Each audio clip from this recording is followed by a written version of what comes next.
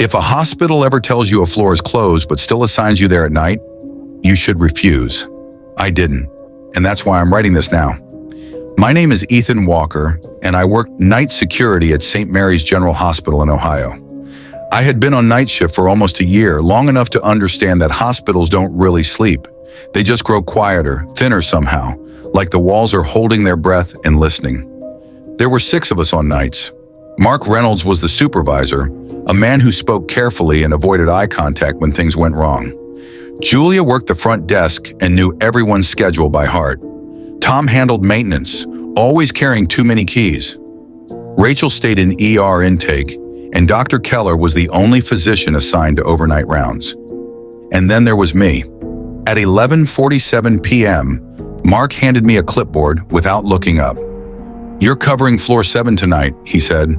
I laughed at first because there was no floor 7. Everyone knew that. The elevator went from 6 straight to 8. I pointed this out, expecting him to correct himself, but instead the entire desk went quiet. Julia froze. Tom stopped walking. Mark swallowed hard, then nodded. "It's open tonight," he said. Hospitals lie like that, calmly, officially. When I stepped into the elevator, there was no button for 7. Mark pressed 6, and the door slid shut. As the elevator descended, it slowed far too much.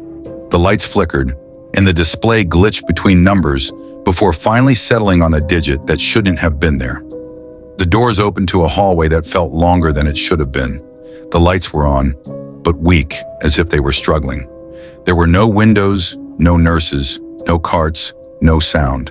The air smelled like disinfectant layered over something older, something stale.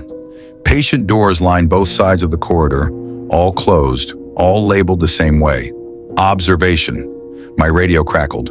"Walker," Mark's voice said, low and tight. "You see it?" "Yes," I replied. There was a pause. "Good. Don't open any doors." At 12:30 a.m., a call light blinked red outside room 703. I stood still, watching it pulse. It blinked again, slower this time, almost deliberate. Then I heard breathing, not from the room, but from somewhere in the hallway behind me. When I turned around, the corridor was empty. The breathing stopped. The call light shut off. "Did you respond?"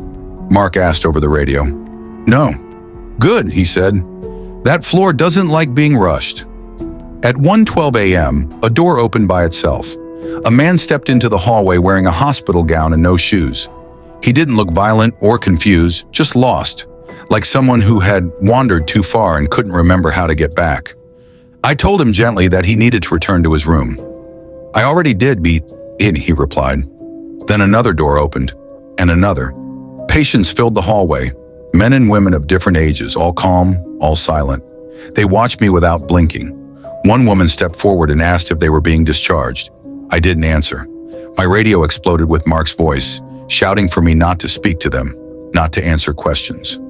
A man smiled. "He can hear us now," he said. The lights flickered, then stretched the hallway longer than before. The elevator was gone. The patients began whispering to each other, saying things like "he stayed" and "he looks like the last one." A child tugged my sleeve and asked if I could tell them he was ready. "Tell who?" I whispered. He pointed behind me. Dr. Keller stood there, his face blank, eyes dark and hollow. "These patients were never discharged," he said calmly. "They were reassigned." The emergency lights snapped on, bathing the hallway in red. Mark's voice returned, shaking now. "Floor 7 is where we put the ones who didn't stop calling." The patients stepped closer. The child smiled and told me I work nights now. My radio went dead. The last thing I saw was my reflection in the observation window, wearing a hospital gown.